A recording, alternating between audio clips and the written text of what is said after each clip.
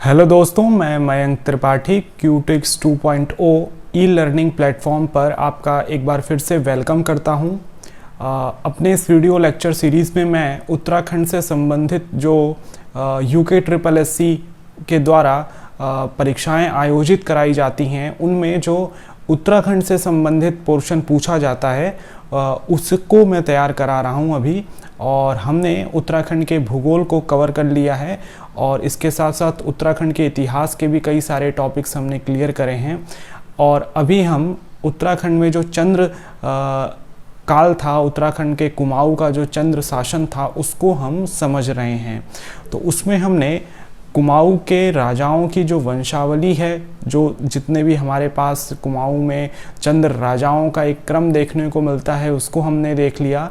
और उसके बाद हमने जो इन चंद्र राजाओं की प्रशासनिक व्यवस्था थी उसके बहुत बड़े पोर्शन को भी हमने अपने प्रीवियस वीडियो लेक्चर में कंप्लीट कर लिया था। तो आज हम उसी चंद्रकालीन प्रशासनिक व्यवस्था के अंतर्गत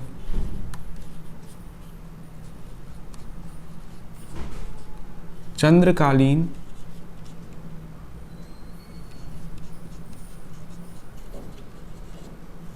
प्रशासनिक व्यवस्था के अंतर्गत जो चंदों की अपनी कर व्यवस्था थी उसको हम देखेंगे। चंद्रकालीन कर प्रणाली को हम समझेंगे। तो इससे पहले हमने चंद साम्राज्य की जो एक बहुत बड़ा विस्तार था उसको हमने देख रखा है। हमें पता है कि चंद्र शासन हमें ना केवल जो अल्मोड़ा का रीजन था वहीं पर था, जबकि उसे हमें काली कुमाऊं के रीजन में, उसके अधीन गढ़वाल के जो समीपवर्ती क्षेत्र थे वो, इसके साथ साथ तराई भाबर का भी इलाका चंद्र साम्राज्य के अंतर्गत आता था। और उसका विस्तार हमें एक तरीके से डोटी के भी इलाकों में देखने को मिलता है। हमें पता है कि उद्योत चंद के समय जिस तरीके से डोटी पर हमले हुए, उसकी राजधानी अजयगढ़ को जीता गया, जुराइल दीपाइल कोट जो है उसकी एक अन्य राजधानी उसको भी जीता गया, यहाँ तक कि खैरागढ़ पर भी हमला किया गया। तो एक बहुत बड़ा साम्राज्य रहा है। अगर हम चाणक्य के सप्तांग अंग इसको हम समझेंगे कि किसी भी साम्राज्य की बुनियाद को बनाए रखने के लिए हमें 7 चीज़ों की ज़रूरत पड़ती है। उसमें एक हिस्सा जो आता है, अगर हम यहाँ पर देखें कि अर्थशास्त्र में चाणक्य ने जिन अर्थशास्त्र में चाणक्य के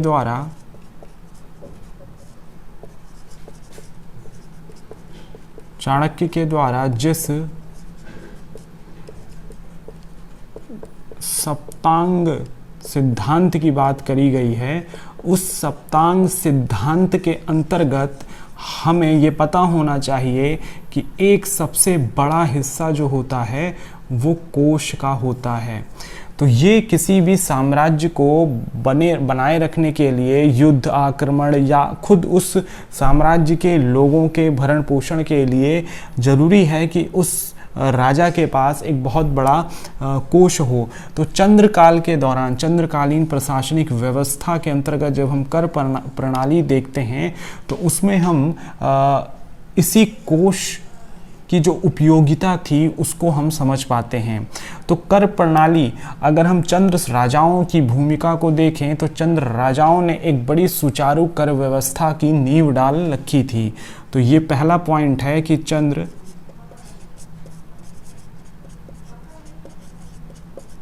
शासकों के द्वारा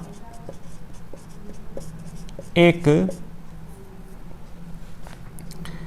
सुचारू तथा सुदृढ़ कर व्यवस्था स्थापित कराई गई थी।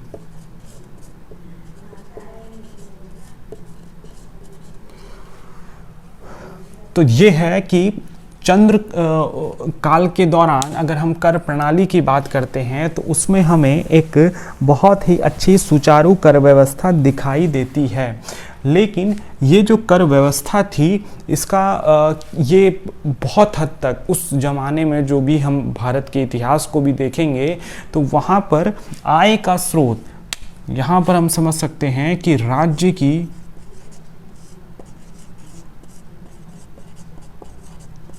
आय का एकमात्र जो स्रोत था, प्रमुख स्रोत था, आय का स्रोत, अगर हम इसको प्रमुख स्रोत लिखेंगे तो ज़्यादा बेहतर होगा।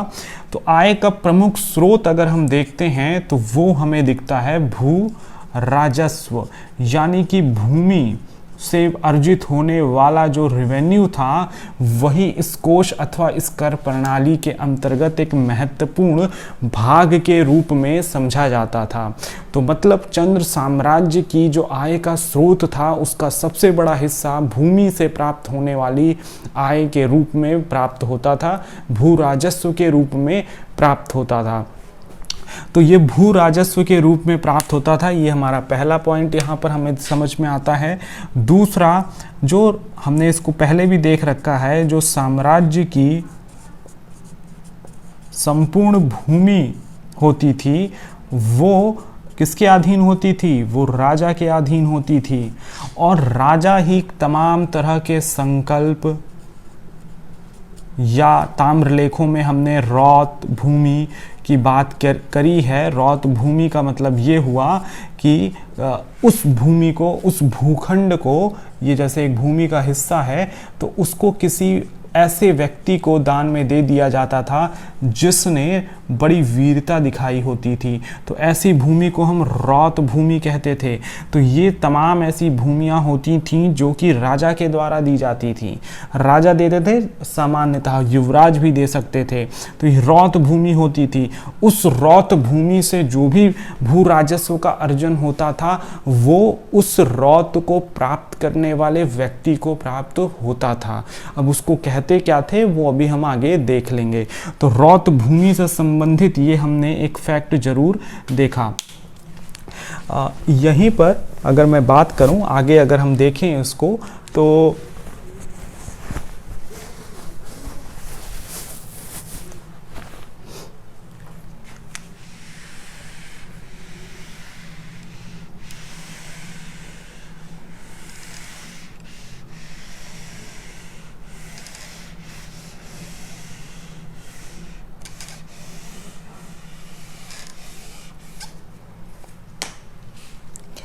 अगला पॉइंट यहां पर यह हो जाएगा कि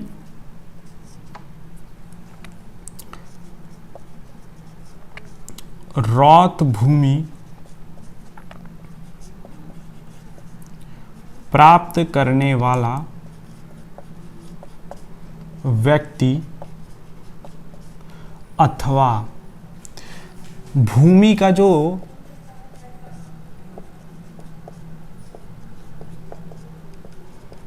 वास्तविक स्वामी होता था उसे हम क्या कहते थे? कुमाऊं के चंद्र शासन के दौरान उसके लिए एक शब्द है थातवान। ये थातवान शब्द का प्रयोग किया जाता था। तो इसको हम यहाँ पर समझ सकते हैं, इसको हम थातवान कहा जाता था, इसको हम थातवान कहते थे। तो ये भूमि से जुड़ा हुआ एक शब्द है थातवान। तो इसी थातवान को उस भूमि का एक मुखिया माना जाता था। अब इस थातवान के अधीन कई सारे बंधक मजदूर होते थे, किसान होते थे। तो जब कोई भूमि राजा के द्वारा एक तरीके से दान में दे दी जाती थी, किसी रौत को भूमि के रूप में दे दी जाती थी या उसका विक्रय हो जाता था, तो उस थातवान के जो नया थातवान होता था वो अपने अधीन उस भूमि पर काम करने वाले किसानों को या बंधक मजदूरों को खेती से बाहर नहीं निकालता था। वो एक तरह से वो उन किसानों का स्वामी बन जाता था। तो ये एक व्यवस्था थी उस समय। तो इसी के अधीन हमें जो हम एक शब्द आता है बंधक मजदूर का, जो ये कुमाऊं में प्रचलित था, उसको हम कैनी मजदूर कहते थे। कैनी मजदूर, इसके बारे में कल मैंने बताया था कि यही कैनी मजदूर होते थे जो राजा को इस क्षेत्र से प्राप्त कुछ वस्तुओं को पहुंचाते थे। राजा को यहाँ से कुछ वस्तुएं राज दरबार में पहुंचाते थे। तो ऐसे बंधक मजदूरों को क्या कहा जाता था? कैनी कहा जाता था। तो प्रशासनिक व्यवस्था के अंतर्गत हम कर प्रणाली को देख रहे हैं, और कर प्रणाली का आधार हमने जो समझा है वो क्या समझा है कि हमारी जो कर प्रणाली होती है वो भू राजस्व पर निर्भर करती है। भू राजस्व से जुड़े हुए कुछ ऐसे शब्द हैं जो हमने यहाँ पर देखने थे, उसी को हम ठीक प्रकार से समझने की कोशिश कर रहे हैं। अगर हम कुमाऊं में चंद्र शासन के दौरान कर की बात करें कि कितने प्रकार के कर होते थे, कर क्या अनाज के रूप में दिया जाता था कि नगद के रूप में दिया जाता था, तो देखें अगर हम इसको ठीक से समझें तो यहाँ पर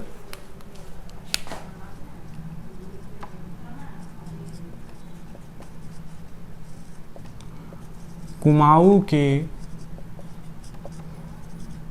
चंद्र शासन के अंतर्गत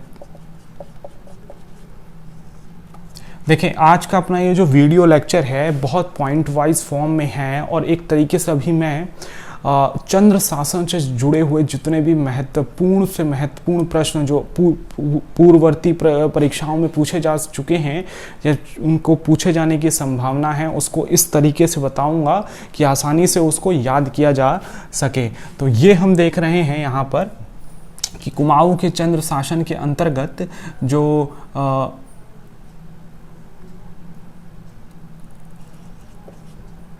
कर का प्रकार था वो कितना था, कितने प्रकार के कर लगाए जाते थे? तो वो 36 प्रकार के कर लगाए जाते थे। तो इसको हम ऐसे लिख सकते हैं कि कुमाऊं में चंद्र शासन के दौरान 36 प्रकार के टैक्स आरोपित होते थे, लगाए जाते थे, और इनको एक विशेष नाम से जाना जाता है। ये नाम ही बहुत महत्वपूर्ण है। उसको ये जो 36 प्रकार के कर थे, इन करों को हम एक अलग टेबल के फॉर्म में देख सकते हैं, लेकिन ये जो टैक्स आरोपित किए जाते थे वो होते थे अधिकतर 1/6 के फॉर्म में। और इस 1/6 को इस चंद्र शासन के दौरान ये जो हिस्सा टैक्स के रूप में प्राप्त होता था उसको गल्ला छयाड़ा के नाम से जाना जाता था। तो ये एक बहुत महत्वपूर्ण पंक्ति है कुमाऊं के कर प्रणाली को, चंद्र राजाओं के कर प्रणाली को समझने के लिए कि जो 36 प्रकार के कर थे जो 1/6 हुआ करते थे, वो हमें किस रूप में देखा जाता था उनको। तो अब देखेंगे कि कुमाऊं में जो हमारी टैक्स होता था, क्या वो अनाज के रूप में दिया जाता था या नगद रूप में दिया जाता था या दोनों रूप में विद्यमान था। तो यहाँ पर अब हम देखेंगे कि चंदों के द्वारा कर को अनाज तथा नगद दोनों रूपों में लिया गया, दोनों रूपों में ये लिया गया। और जब नगद के रूप में टैक्स लिया जाता था, टैक्स का भुगतान, अगर टैक्स का भुगतान नगद रूप में होता था तो उसको हम कहते थे सिरतान कहा जाता था, उसको सिरतान कहा जाता था। और वो जो भूमि होती थी जहाँ से नगद के रूप में टैक्स दिया जाता था उसको हम सिरती कहते थे। तो सिरतान और सिरती ये शब्द हैं जो चंदों की कर प्रणाली से जुड़े हुए हैं। जब टैक्स जो है वो नगद रूप में दिया जाता था तो उसको हम सिरतान के रूप में जानते हैं। तो ये हमें यहाँ पर ये याद होना चाहिए, ये बहुत ज़रूरी फैक्ट है, इम्पॉर्टेंट फैक्ट है कि चंद्र शासन के दौरान जब टैक्स नगद के रूप में दिया जाता था तो उसके लिए सिरतान शब्द का प्रयोग होता था। यही सारे शब्द परीक्षाओं में पूछे जाएंगे।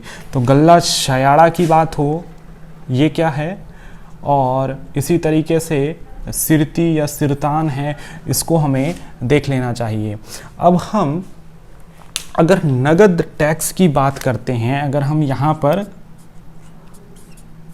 नगद टैक्स की बात करते हैं तो एक चीज़ हमें देखनी चाहिए कि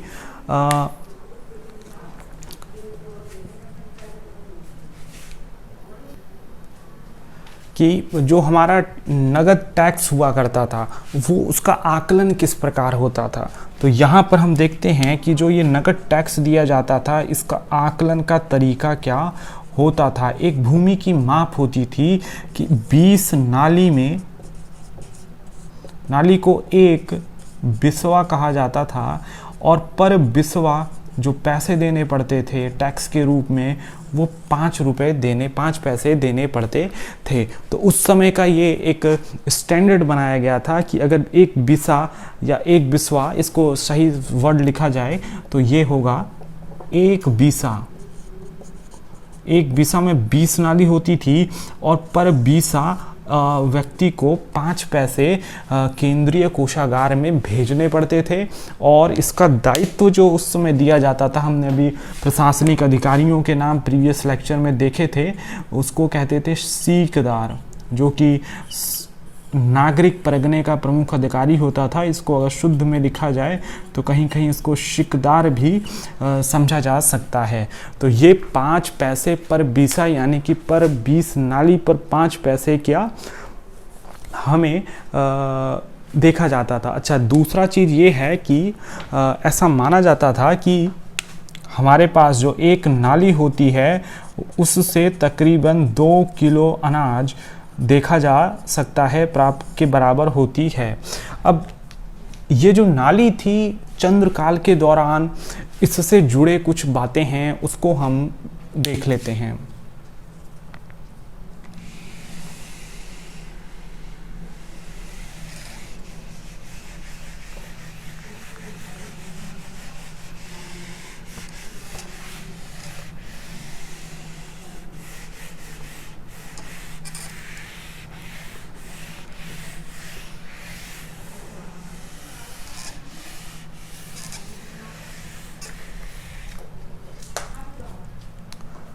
तो देखिए, नाली जो है ये भूमि की माप एक है।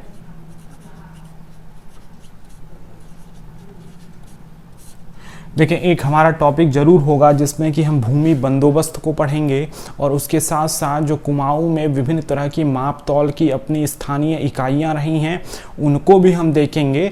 तब हम नाली और मुट्ठी, इस तरह के जो शब्द हम देखने को, द्रोण, इस तरह के जो शब्द हमें देखने को मिलते हैं उसको हम एक टेबल फॉर्म में पढ़ लेंगे। लेकिन अभी जो हम नाली की बात कर रहे हैं ये भूमि की वो इकाई है जो 2 रूपों में चंद्रकाल में के दौरान देखने को मिलती थी। तो भूमि की एक इकाई है जो चंद्रकाल में 2 रूपों में दिखती थी। एक हमें कत्यूर घाटी में देखने को मिलती थी। तो कत्यूर घाटी में एक तरह से नाली की एक माप देखने को मिलती थी और इसके अलावा हमें एक सोर घाटी में भूमि की ये माप देखने को मिलती थी जिसको नाली कहा जाता था। ये जो नाली होती थी जो कत्यूर घाटी में देखने को मिलती थी ये बड़ी नाली होती थी, इसका आकार बड़ा होता था, जबकि सोर घाटी की नाली इस नाली का आकार में आधी हुआ करती थी। तो ये चंद्रकाल की 2 नालियों की माप है जो हमें कत्यूर घाटी में देखने को मिलती है और एक सोर घाटी में देखने को मिलती है। जो कत्यूर घाटी में नाली की माप है वो अपने आप में बड़ी माप है और वहीं सोर घाटी की जो माप है वो आधी माप रहती है।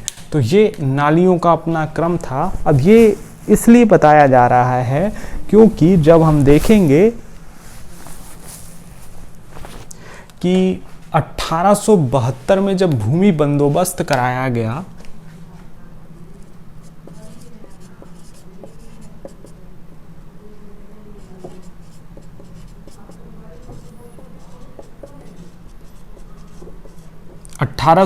में जब भूमि बंदोबस्त कराया गया तो किसके द्वारा कराया गया था? वो विकेट के द्वारा। इसको हम बाद में देख लेंगे। तो उसने जिस नाली को प्रमुख आधार बनाया तो वो इस कत्यूर घाटी की नाली को उसने प्रमुख आधार बनाया था।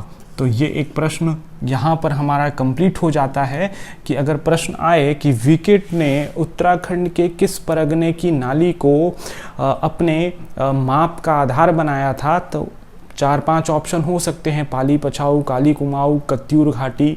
तो वहाँ पर हमें कत्यूर घाटी लगाना होगा। तो ये हमने इसमें अच्छे तरीके से देखा है।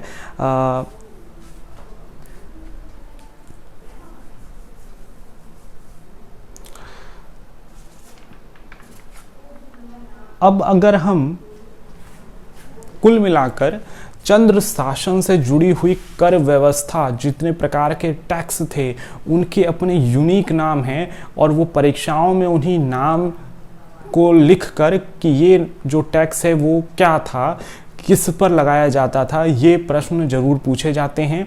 तो उनकी एक टेबल हम तैयार यहाँ पर कर लेते हैं। तो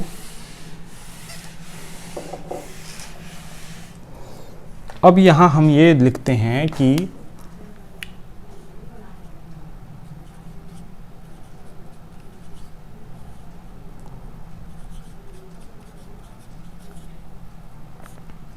कुमाऊं शासन के, कुमाऊं में चंद्र शासन के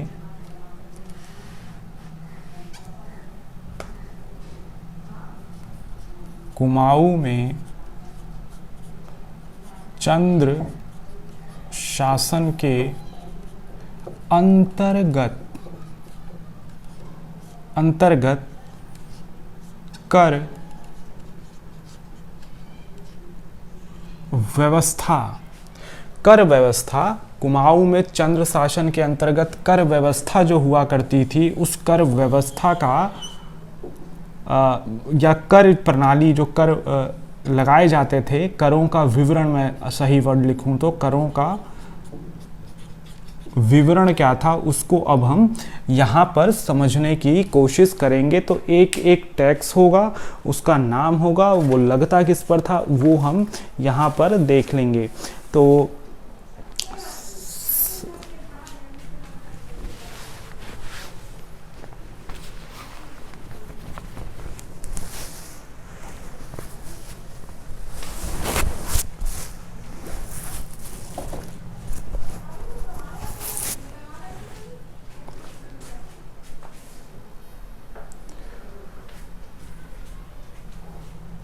तो अब यहाँ पर हम करों का एक विवरण देखेंगे। तो इसमें सबसे पहला जो टैक्स होगा उसको हम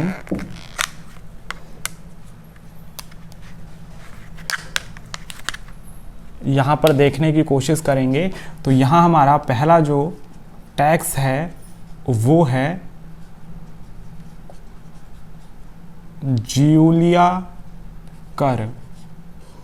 ये चंद्र के अधीन, चंद्र शासन के अधीन लगने वाला एक प्रमुख कर था। तो ये क्या हुआ करता था? जियूलिया कर किस पर लगाया जाता था और इसका एक दूसरा नाम भी होता था। ये जो टैक्स था ये हमारा मुख्य रूप से नदियों पर निर्मित, नदी पर निर्मित पुलों पर लगाया जाता था।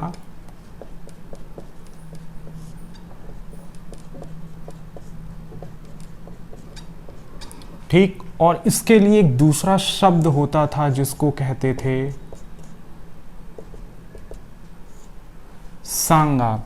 तो जियूलिया कर जो था वो नदियों पर निर्मित होने वाले पुलों पर लगने वाला कर हुआ करता था।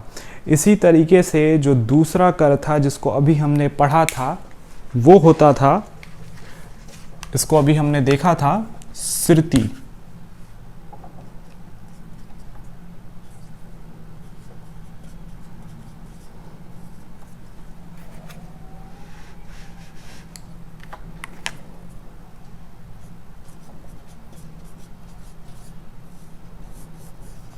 तो ये सिरती टैक्स क्या होता था कि ये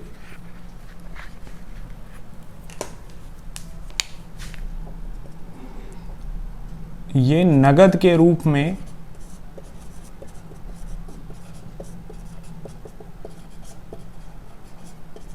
प्राप्त होने वाले कर को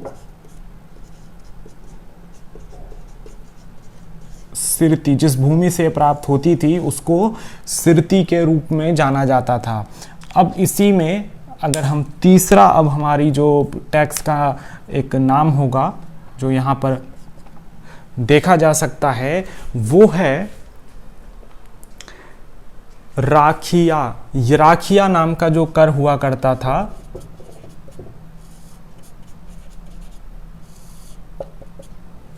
वो चंद्र शासकों के द्वारा मुख्य रूप से कुछ त्यौहार जैसे रक्षाबंधन, इस पर जो उनके साम्राज्य की जनता हुआ करती थी उस पर लगाया जाता था। तो राखिया टैक्स होता था तथा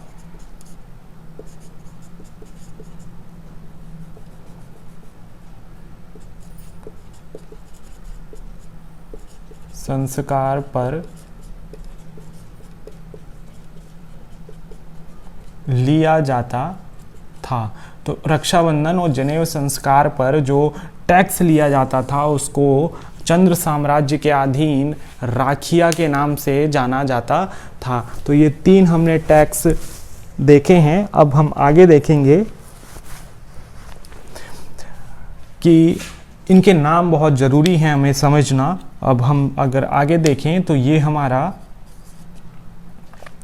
अगला जो टैक्स होगा इसमें समझने के लिए वो है, मुख्य रूप से अगर हम देखें तो उसमें है दो ऐसे टैक्स हैं जो ताम्र लेखक जो होते थे, जो राजा के द्वारा जारी किए गए महत्वपूर्ण सूचनाएं आदेश हुआ करते थे, उनको ताम्र पत्रों पर लिखने वाले जो होते थे, उनसे जुड़े दो हमारे पास प्रमुख कर व्यवस्था हुआ करती थी। और उसके लिए जो शब्द हैं वो साउली और रंतगली नाम के दो शब्द देख लेते हैं।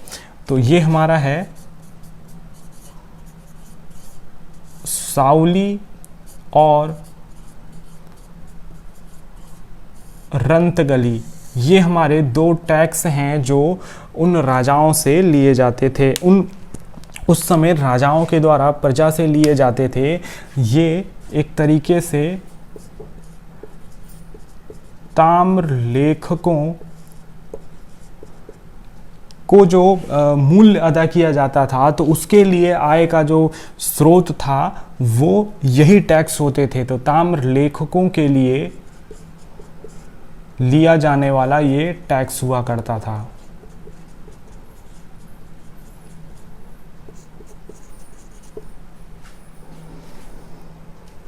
तो ये चौथा हमने टैक्स का नाम देख लिया।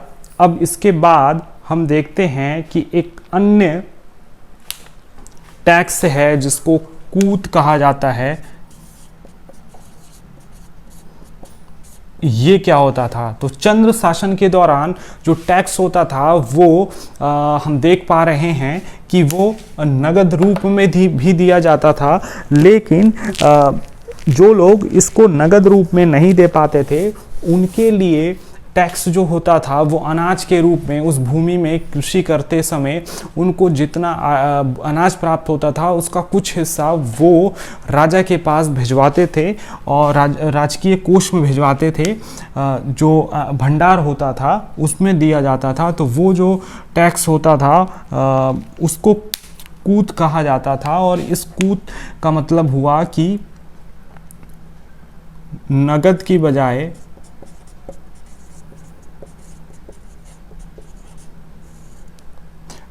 बजाय अनाज के रूप में लिया जाने वाला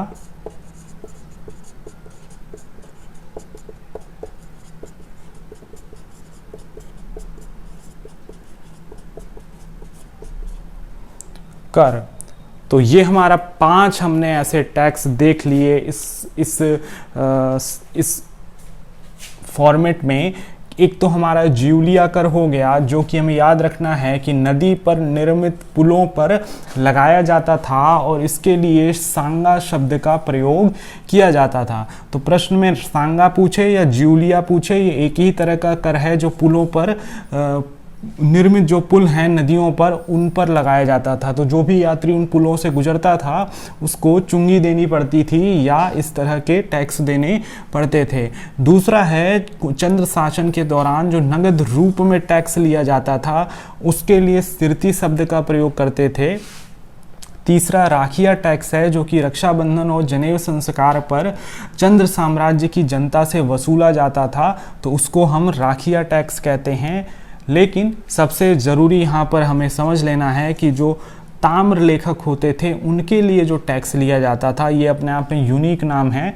एक साउली नाम है इसका और दूसरा रंतगली। ये दो तरह के टैक्स थे जो इन ताम्र लेखकों के द्वारा लिए जाते थे। वहीं आगे जो है, जब टैक्स नगद रूप में नहीं दिया जाता था, अनाज के रूप में दिया जाता था, तो उसके लिए ये नाम प्रयुक्त होता था। तो इस तरीके से हमने 5 टैक्स के विवरण को देखा है। इसके अलावा भी बहुत सारे टैक्स हैं, उनको भी हम यहाँ पर देख लेते हैं। उनमें से जो महत्वपूर्ण हैं उसको हम यहाँ पर देखते हैं।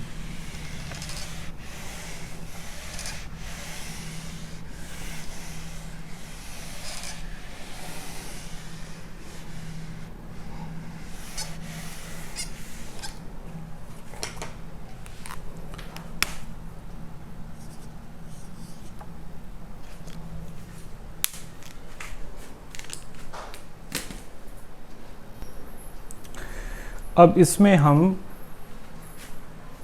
अगला एक टैक्स का एक ग्रुप है, उसको कहते हैं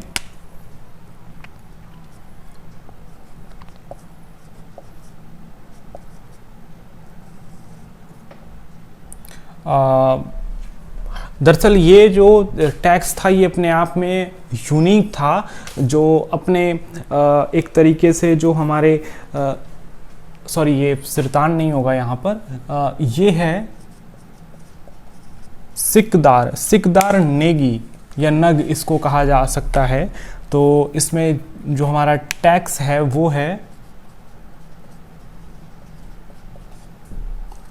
सिकदार नेगी, और एक दूसरा टैक्स आता है जिसको कहते हैं गुरखे नेगी।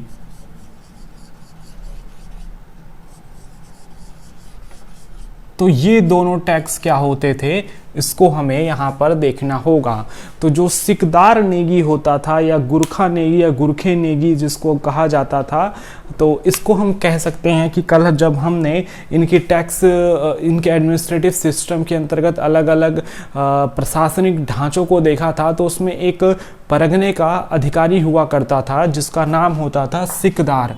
तो ये जो टैक्स होता था वो परगना अधिकारी को प्रदान किया जाता था।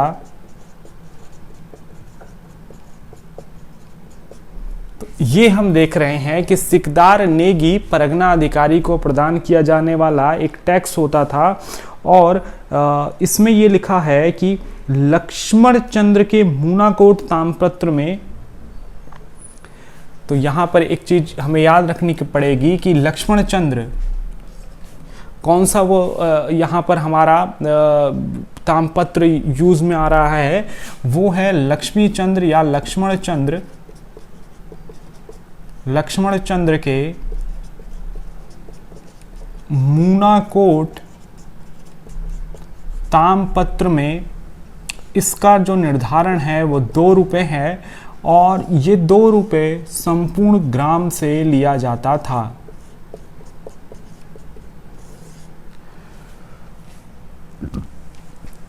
तो ये हमें यहाँ पर देखना था कि सिकदार नेगी नाम का जो टैक्स है वो पूरे परगने में जितने भी गांव हैं हर गांव से कलेक्ट होता था, और हर गांव से 2-2 रुपये उसके लिए मिलते थे, और पूरे गांव उसके लिए जिम्मेदार होते थे। और वो उस परगने के अधिकारी मतलब सिकदार को प्राप्त होता था उस परगने की प्रशासनिक व्यवस्था के रख रखाव के लिए जो जरूरी हुआ करता था। इसके अलावा गुरखे जो पट्टियाँ होती थी, पट्टी, परगना पट्टी जिसकी बात करते हैं, उनको कहीं पर हमने देखा था कुमाऊं में गुरखे कहा जाता था। तो ये जो टैक्स था वो गुरखाधिकारी को प्रदान किया जाता था। तो ये गुरखे नेगी की बात हमने यहाँ पर कर ली। अब कुछ और भी टैक्स हैं जैसे कि एक तो हमने यहाँ पर सीयूक नाम के टैक्स की बात करें। कुछ पूछा जा सकता है कि सीयूक क्या है, तो सीयूक एक ऐसा टैक्स है जो सेवकों के लिए लिया जाता था।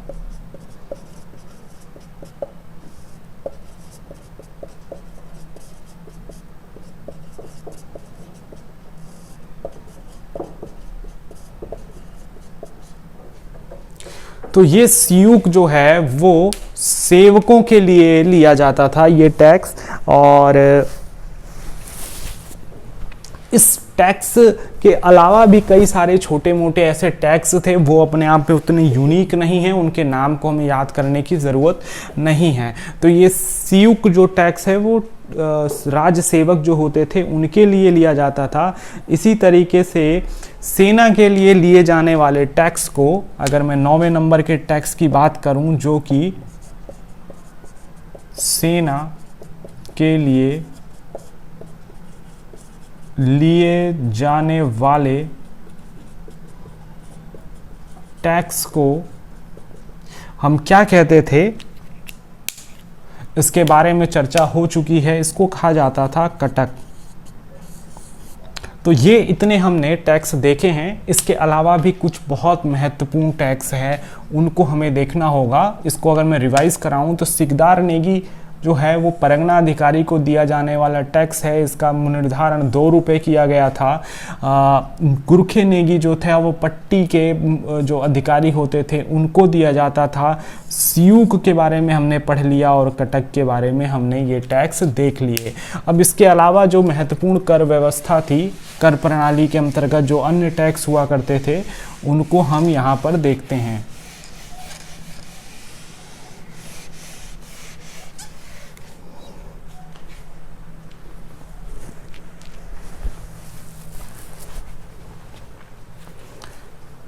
चंद्र शासन के दौरान थोड़े एक जैसे नाम वाले कुछ हमें कुछ टैक्स दिखाई देते हैं, जैसे कि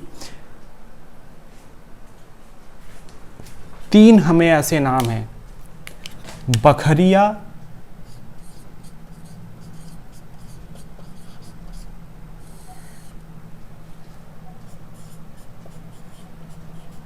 बजनिया, बखरिया, बजनिया और बाजदार।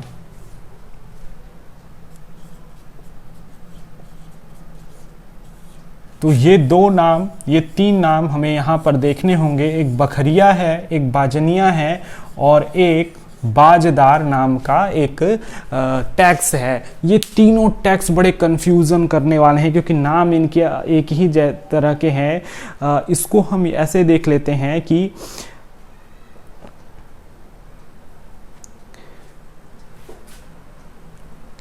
जो बखरिया टैक्स होता था, बखरिया ये राजा के जो सईस होते थे उनके लिए दिया जाता था।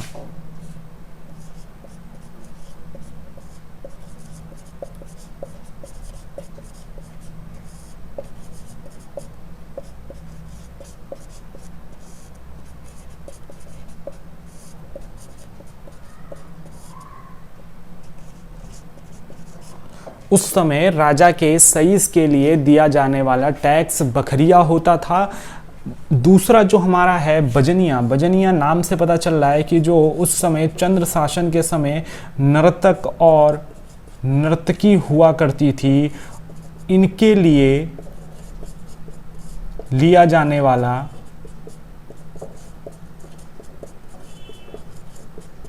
ये एक टैक्स होता था। और तीसरा जो टैक्स लिखा हुआ है जिसको हम कह सकते हैं बाजदार, वो जो टैक्स था वो महाजन को देकर था। ये जो हमारे साहूकार हुआ करते थे उनके लिए भी राज्य ने अपना टैक्स निर्धारण किया था कि इससे ज़्यादा नहीं हो सकता है, तो ये महाजन को दे कर हुआ करता था। तो ये तीन नाम एक ही तरह के टैक्स के हैं। कभी बहुविकल्पीय, क्योंकि हमारा नेचर है एग्ज़ाम का, तो उसमें एक कन्फ्यूज़न पैदा करने के लिए आ सकते हैं। जैसे अगर मैं एक बहुत अच्छा प्रश्न यहाँ पर दिखाऊं तो आप समझ सकते हैं कि एग्ज़ाम में किस तरीके का कन्फ्यूज़न हो सकता है। देखें, पेपर तो इसी तरह बनते हैं, जैसे मान लें ये एक क्वेश्चन आ जाए कि चंद्रकालीन कर व्यवस्था में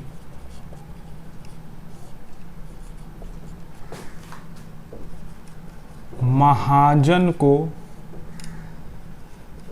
देकर को क्या कहा जाता था।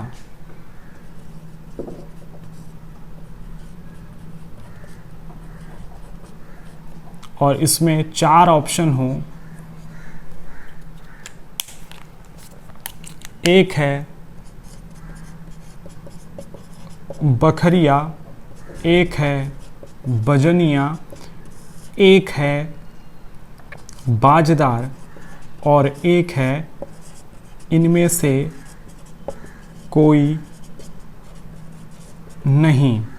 तो अपने आप में ये प्रश्न डिफ़िकल्ट हो जाएगा अगर हम टैक्स प्रणाली के सिर्फ नामों को देख के आगे निकलना शुरू कर दें, तो हम उसके नाम के इस मतलब को नहीं समझ पाएंगे और एग्जामिनर हमें कंफ्यूज करवा देगा।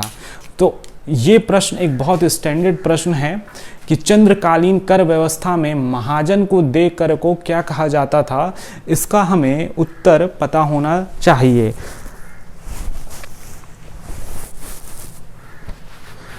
तो जैसे कि अभी मैंने बताया कि ये इसका सही विकल्प क्या होगा, इसका सही विकल्प होगा हमारा बाजदार, और ये सारे विकल्प हमारे गलत हो जाएंगे। तो चंद्रकालीन कर व्यवस्था से संबंधित एक ये जरूरी फैक्ट था। अब इसके अलावा कुछ अन्य हमारे पास टैक्स के नाम बचे हुए हैं, उनको हम देख लेते हैं।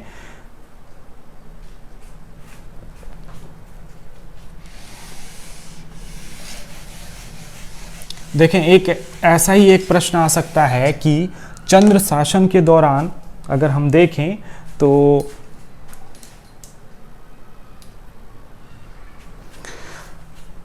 इसी तरह का एक प्रश्न हो सकता है कि चंद्र शासन के दौरान अगर हम देखें तो कुछ नाम हैं, जैसे कि चोपदार, ये कैसा टैक्स था, ये किसके लिए आरोपित किया जाता था। तो ये होता था, एक अन्य टैक्स है चोपदार।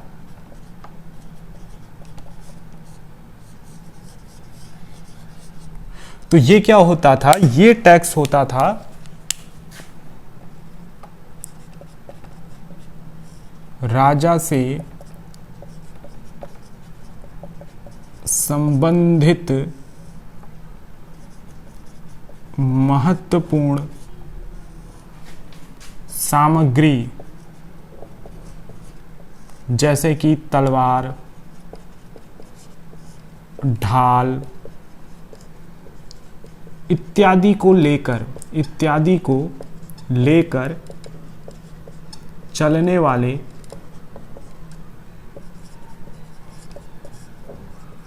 व्यक्ति के लिए जो टैक्स लिया जाता है, के लिए लिया जाने वाला कर।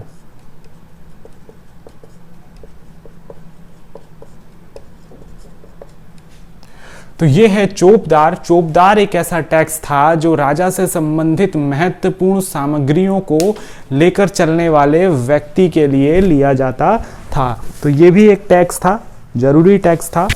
इसके अलावा कुछ ऐसे पॉइंट्स आ सकते हैं कि चंद्र शासन के दौरान कुक्कुर यालो क्या था। इसके अलावा चंद्र शासन के दौरान घोड़यालो क्या हुआ करता था। तो ये दोनों अभी हम टैक्स पढ़ रहे हैं तो हम इतना तो समझ सकते हैं ये टैक्स थे, लेकिन ये क्या था कि राज्य में कुत्तों के लिए लिया जाता था उनके रखरखाव, क्योंकि राज्यों में जो ये कुत्ते होते थे वो एक तरह से सुरक्षा का भी काम करते थे। राजाओं की अपनी सेना थी, उसमें घोड़ों के रख रखाव के लिए लिया जाने वाला ये कर था।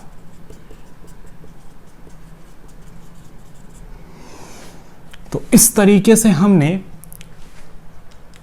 तकरीबन 12-13 ऐसे टैक्स देख लिए जिनके नाम बहुत यूनिक हैं और परीक्षाओं में कहीं ना कहीं पूछे जाते हैं। कुछ ऐसे नाम हैं जो इसके अलावा भी है, लेकिन वो हम नामों से जैसे जंगलात कर है तो हम समझ गए कि जंगल से पर ही आरोपित होता था। घी कर है, उसको हम घी बेचने वालों पर ही आरोपित होता था। इसके अलावा एक टैक्स और है जिसको हम कहते हैं मिज़ारी।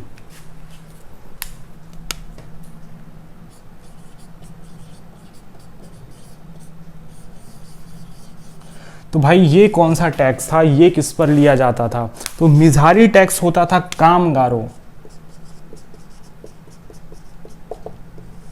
कामगारों पर आरोपित ये एक कर हुआ करता था जिसका नाम हुआ करता था चंद्र शासन के दौरान मिज़ारी नाम का ये एक टैक्स था। ये कामगारों से लिया जाने वाला टैक्स था और इसी टैक्स को बाद में गोरखों ने भी अपनाया था। तो एक तरह से चंदों की जो कर प्रणाली थी उसका गोरखों पर क्या प्रभाव हुआ उसका एक बड़ा सुंदर सा उदाहरण है मिज़ारी नाम का टैक्स। तो ये हमने इतने यहाँ पर देखे। इसके अलावा एक टैक्स और है, उसका थोड़ा अटपटा नाम है रोल्या देवल्या उसको कहा जाता है। रोल्या देवल्या मीन्स जो राज परिवार के लोग थे वो जो पूजा पाठ करवाते थे उसके लिए कुछ टैक्स वसूला जाता था। तो उस टैक्स को क्या कहते थे हम? रोल्या देवल्या नाम का टैक्स। तो यहाँ पर मैं सीधे पूजा पाठ कह सकता हूँ। उसके लिए जो टैक्स राज्य परिवार द्वारा वसूला जाता था ये हमने यहाँ पर पूरा कर लिया। अब एक तरीके से अगर मैं एक पूरा लिस्टिंग कर दूं तो एक रिवीजन भी हो जाएगा और कॉन्फिडेंस भी बढ़ जाएगा कि हमने क्या क्या पढ़ लिया है। तो देखें, इससे पहले अभी हमें करों की चंदों की जो टैक्स प्रणाली थी उसके बारे में बहुत कुछ नहीं पता था, लेकिन अगर हम सीधे इसमें जाएं तो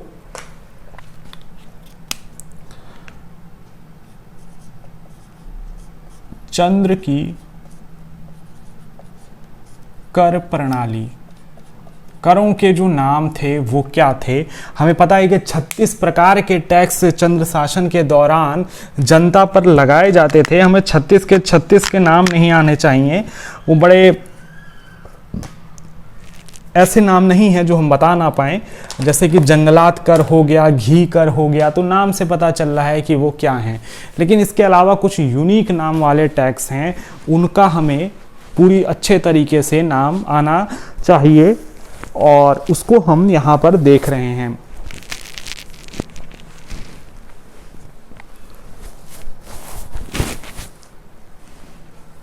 तो जैसे कि हमने पढ़ा, एक हमारा टैक्स हमने यहां पर ज्यूलिया देख लिया, दूसरा सिरती देख लिया, तीसरा एक टैक्स बैंकर कह सकते हैं वो है, चौथा कूत एक टैक्स है, पांचवा हमारा जो एक हमने ताम्र लेखकों पर लगने वाले टैक्स के रूप में देखा है वो है साहू या साउली जिसको कहा जाता है। इसके अलावा हमने रतगली नाम के एक टैक्स को देख लिया। फिर इसके बाद एक टैक्स है रोल्या देवल्या। फिर एक टैक्स है जिसका नाम है कुकरयारो। फिर एक टैक्स है जिसको हम कहते हैं चोपदार, मिझारी, घोड़यालो। तो देख रहे हैं इतने सारे हमने टैक्स तैयार करे हैं। इसके साथ साथ हमारे जो कुछ अन्य टैक्स बचे हैं उसमें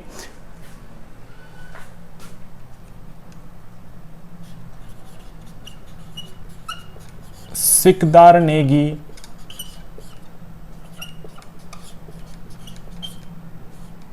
गुरखे नेगी, कटक, सिउली। तो ये इतने हमने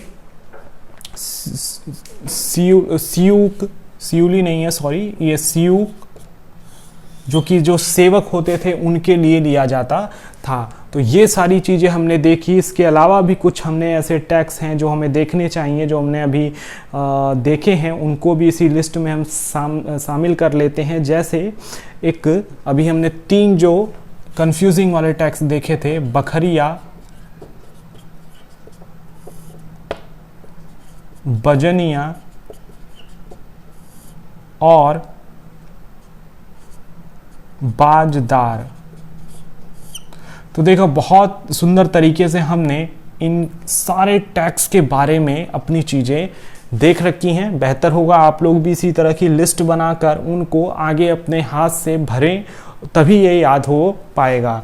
तो ये हमारा चंदों की कर प्रणाली से संबंधित एक बहुत महत्वपूर्ण टॉपिक था जो हमने यहाँ पर कंप्लीट कर लिया है।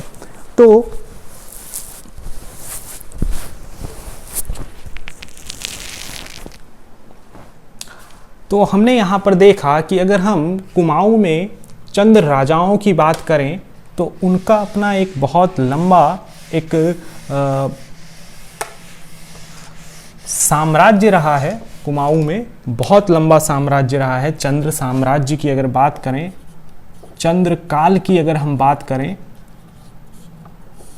देखिए हमारा आज ये टॉपिक जो है चंद्र शासन वो कंप्लीट है। लेकिन अब मैं ये चाहता हूँ कि इसमें से जो थोड़े वन लाइनर टाइप के बहुत अच्छे क्वेश्चंस हैं वो मैं डिस्कस कर दूं, ताकि एक तरह से पूरा हमारा पैकेज तैयार हो जाए। तो चंद्रकाल की अगर हम बात करते हैं तो चंद्रकाल का जो शासन है वो सोमचंद्र से गाड़ी शुरू होती है। इसके काल को लेकर बड़ी एक असमंजस की स्थिति है। एटकिंसन 953 मानते हैं, अजय सिंह रावत 1025 मानते हैं, 1020 मानते हैं, 1025 मानते हैं। वहाँ से चीज़ें हमने शुरू करी थी और लास्ट हमने महेंद्र चंद्र के शासन पर छोड़ा था, जहाँ पर हमें 1790 में गोरखों का शासन देखने को मिल जाता है।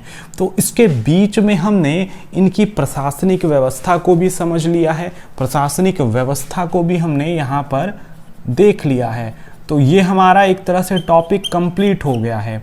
लेकिन इसमें हम अब क्या करेंगे कि कुछ बहुत महत्वपूर्ण प्रश्न, most important one liner related to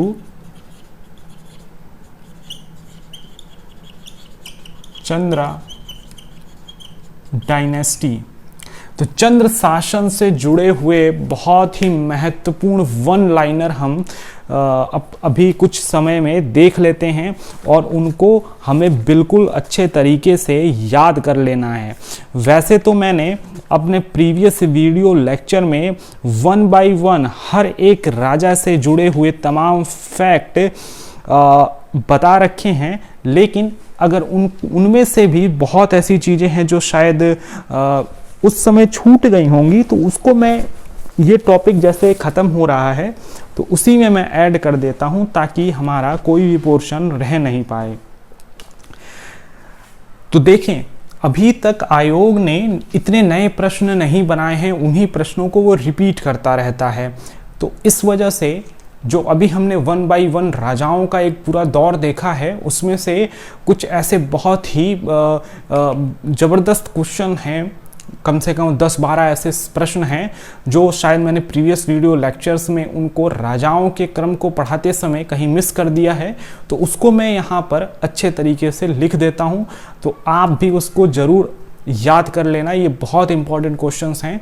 और वैसे तो इनकी जो बेस है वो मैंने प्रीवियस वीडियो लेक्चर में बता रखी है।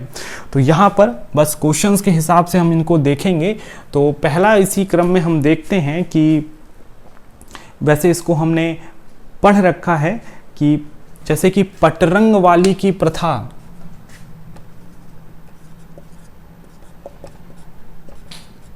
पटरंग वाली की प्रथा किस चंद्र राजा के समय शुरू हुई?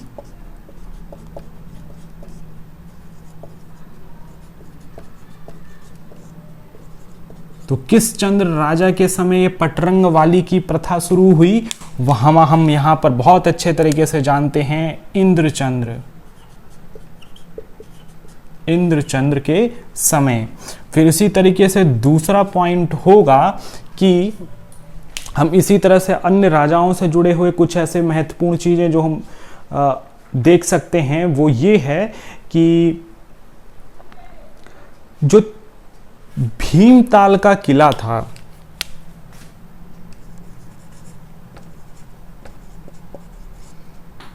भीमताल का किला, इसका निर्माण किस चंद्र शासक ने करा था? तो भीमताल के किले का निर्माण त्रिलोक चंद्र के द्वारा किया गया था। तो भीमताल के किले का निर्माण जिस चंद्र शासक ने करा था उसका नाम है त्रिलोक चंद्र।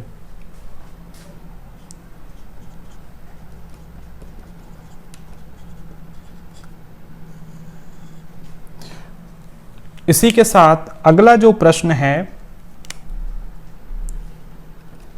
देखिए बहुत अच्छा ये हमारा तैयार हो जाएगा कि अगला जो हमारा यहां पर प्रश्न बनता है वो ये है कि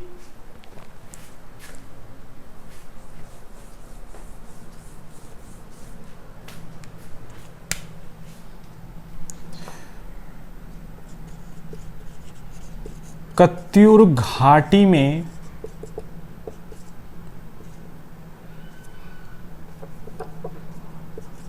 बद्रीनाथ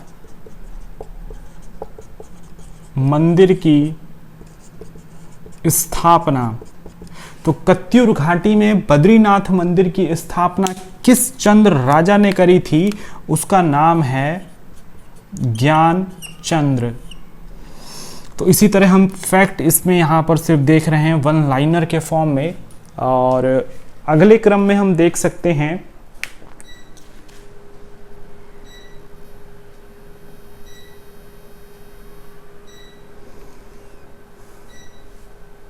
कि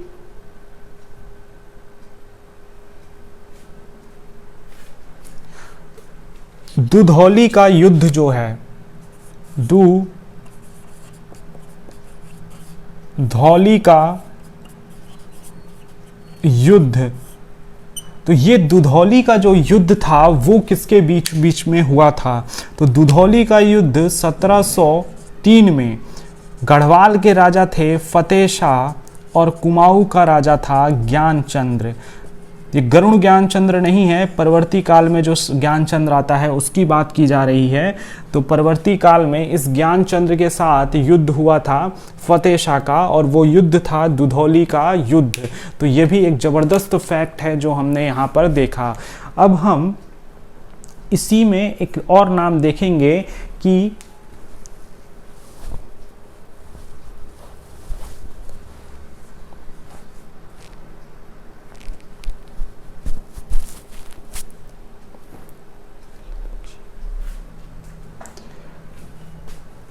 कि जो गरुण ज्ञानचंद्र था, यहाँ हम देखते हैं कि जो हमारा गरुण ज्ञानचंद्र था उसका एक सेनापति हमने पढ़ा था नीलू कठायत। तो ये नीलू कठायत जो था, इसको एक बहुत ज़बरदस्त उपाधि दी गई थी जिसको कहा गया था कुमैया। मैं इसको लिख देता हूँ। ये हमारा अगला फैक्ट था कि गरुण ज्ञानचंद्र के सेनापति नीलू कठायत को जो नाम दिया गया था वो कुमैया खिल्लत बख्शी, ये इसको नाम दिया गया था, कुमैया खिल्लत बख्शी। तो ये एक फैक्ट था, वो हमने यहाँ पर देखा। अब हम कुछ अन्य फैक्ट हैं उनको भी देखते हैं।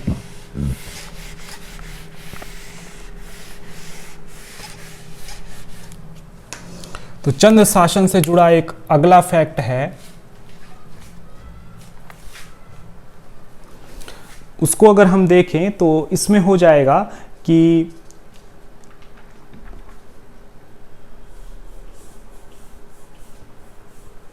वैसे तो बहुत सारी चीज़ें हमने इसमें देख रखी हैं।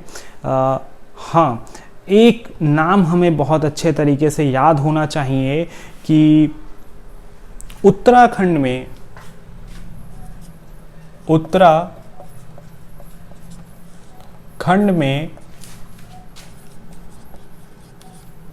पहली बार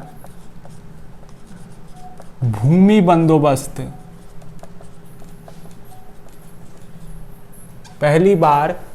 बंदोबस्त किसके समय हुआ, तो वहां पर नाम हमें याद होना चाहिए, वो है रतन चंद्र। इसके बारे में हमने पहले पढ़ रखा है, ये एक लाइन थी जो हमें पता होना चाहिए। इसके अलावा अगला जो हमारा एक महत्वपूर्ण खंड है वो ये है कि कुमाऊं का पहला राजा या अजयपाल, जो गढ़वाल का शासक था, अजयपाल, गढ़वाल का शासक अजयपाल के साथ किस कुमाऊं राजा ने युद्ध किया था, तो वो कीर्ति चंद्र हुआ करता था। कीर्ति चंद्र ने युद्ध किया था अजयपाल के साथ, ऐसा माना जाता है, उसके भी विवाद हैं, लेकिन ये एक ज़रूरी फैक्ट है, तो इसको हमें यहाँ पर देख लेना है।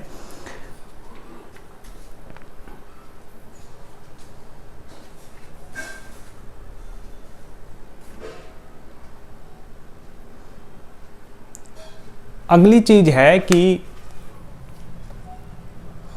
श्याम शाह जो गढ़वाल का शासक था के पास शरण लेने वाला कुमाऊं का राजा के पास शरण लेने वाला कुमाऊं का राजा कौन था। तो श्याम शाह के पास शरण लेने वाला कुमाऊं का जो राजा था, जिसको हमें यहाँ पर देखना है, वो हुआ करता था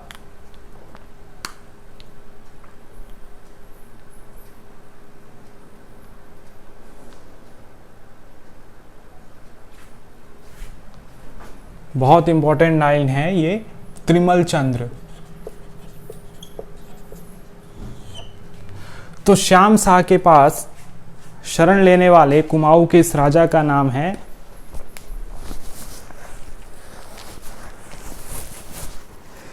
त्रिमल चंद्र।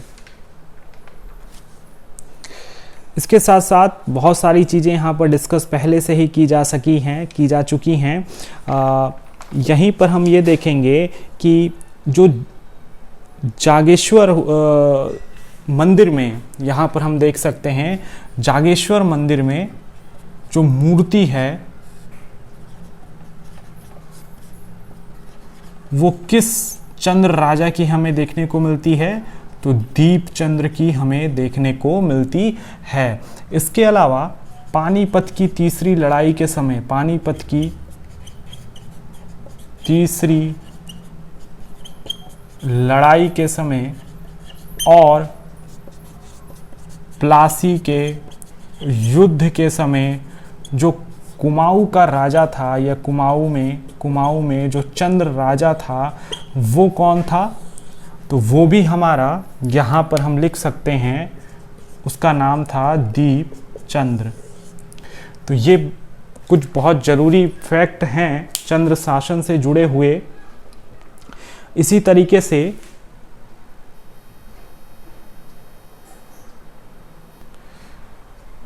अगर हम कुछ अन्य बातों को देखें तो वो हैं कि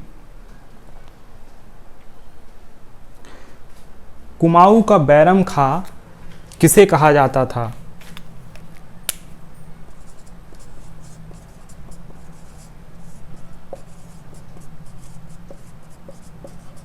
तो कुमाऊं का बैरम खां कहा जाता था शिवदत्त जोशी को।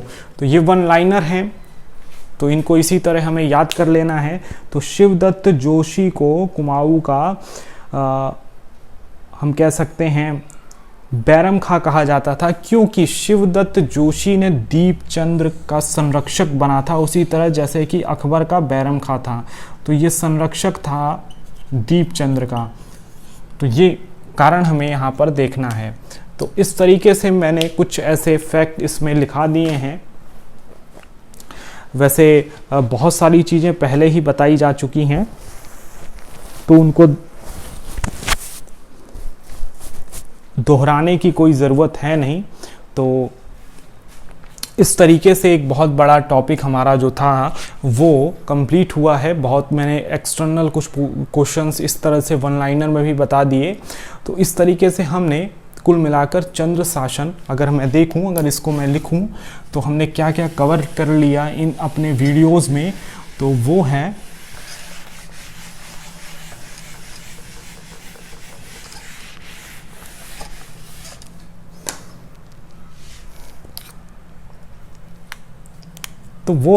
चंद्र। अगर काल की बात करी जाएगी, चंद्रकाल, तो इसमें हमने एक चंद्र राजाओं की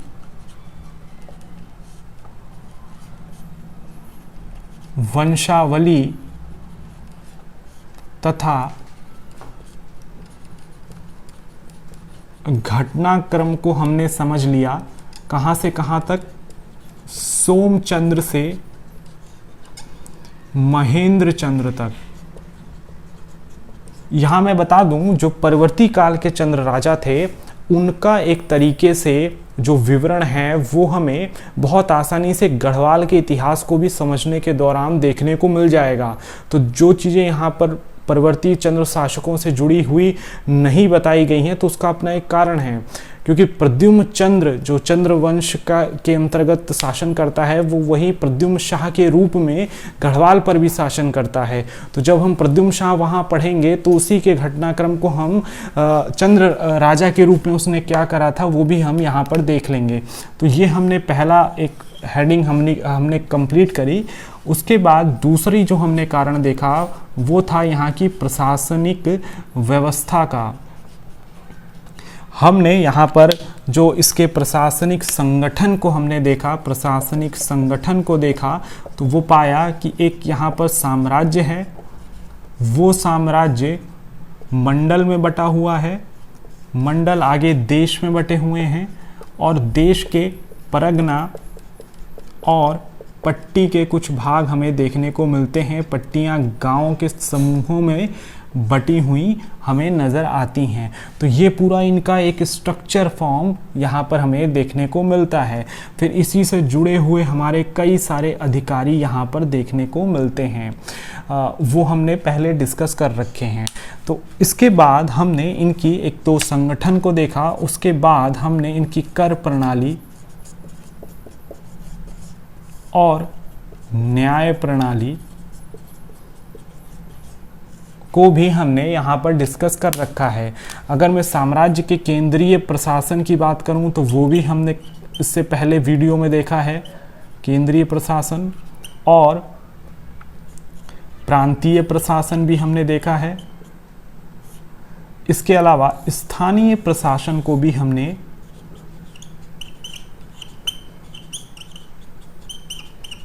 देखा है। इसीलिए बीडी पांडे ने जो चंदों की प्रशासनिक व्यवस्था रही है उसके लिए बीडी पांडे ने एक शब्द प्रयुक्त किया है, पंचायती राज व्यवस्था। तो ये भी हमें यहाँ पर देखना था। तो ये हमने इतनी चीज़ें कवर करी हैं और इसके साथ साथ हमने कुछ वन लाइनर भी अलग से देख लिए हैं। तो ये हमारे 3 पॉइंट्स में हमारा जो चंद्रकाल रहा है उसको हम यहाँ पर देख पा रहे हैं। तो ये पूरा हमारा एक पूरा सेगमेंट जो था चंद्र का शासन से जुड़ा हुआ वो कहा जा सकता है कि आज जो कुमाऊं के इतिहास में, मध्यकालीन इतिहास में एक बहुत बड़ा पोर्शन था, वो हमने कंप्लीट करा है। तो आज के वीडियो लेक्चर को हम यहीं कंक्लूड करते हैं और नेक्स्ट वीडियो लेक्चर में फिर हम मिलेंगे। तो वीडियो देखने के लिए आपका बहुत बहुत धन्यवाद।